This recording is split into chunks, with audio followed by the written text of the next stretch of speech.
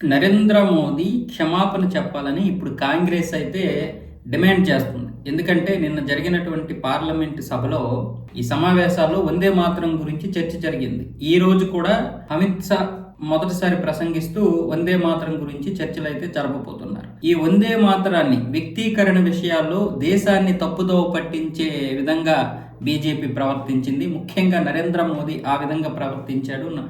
నెహ్రూని, స్వతంత్ర పోరాట సమరయోధుల్ని, అలాగే ప్రముఖ కవి, విశ్వకవి రవీంద్రనాథ్ ఠాగూర్ని, ఇలాంటి వాళ్ళందరినీ కూడా అవమానించే విధంగా మాట్లాడారు.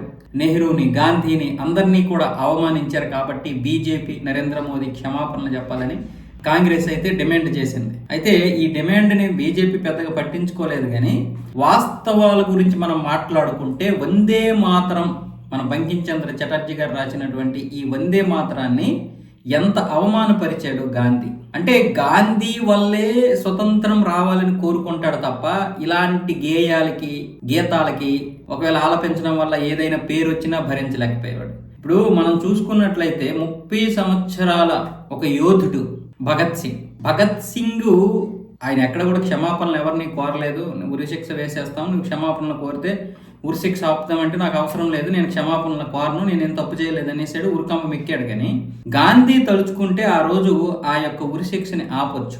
కానీ గాంధీ ఎటువంటి వివరణ ఇవ్వలేదు, ఎటువంటి క్షమాపణ కోరలేదు, ఏ విధంగా కూడా ఆ ఉరిశిక్షని ఆపలేదు. ఎందుకంటే ఆ 30 సంవత్సరాల యువకుడు వల్ల కూడా దేశంలో చాలా సంచలనమైనటువంటి మార్పు వచ్చింది. అది కూడా భరించలేకపోయాడు. అహింసా పద్ధతిలో స్వాతంత్రం తీసుకొస్తానన్నటువంటి గాంధీ ఈ హింసా పద్ధతిలో పోరాటం చేసినటువంటి సమరయోధులు చూస్తే మండిపోయేది గాంధీకి. అందుకే మనం చాలా మంది చావులు చూడగలిగాం. అలాగే సుభాష్ చంద్రబోస్ యొక్క లేకపోతే చాలా మంది కాంగ్రెస్లో ఉన్నా కూడా వాళ్ళకి ప్రాధాన్యత దక్కలేదు. ఎంతసేపు గాంధీ నెహ్రూ. ఎందుకు నెహ్రూ గాంధీ ఏం చెప్తుంది, గాంధీకి నీడలాంటి వాడు నెహ్రూ. ఈరోజు వీళ్ళు ఇక్కడ పార్లమెంట్లో దాని గురించి మాట్లాడుతున్నారు. అసలు అవమానం చేసింది వీళ్ళు. దేశ స్వతంత్రానికి అవమానం చేశారు, దేశ జాతీయ భావజాలానికి అవమానం చేశారు, దేశానికి అవమానం చేశారు, మొక్కలు చేశారు.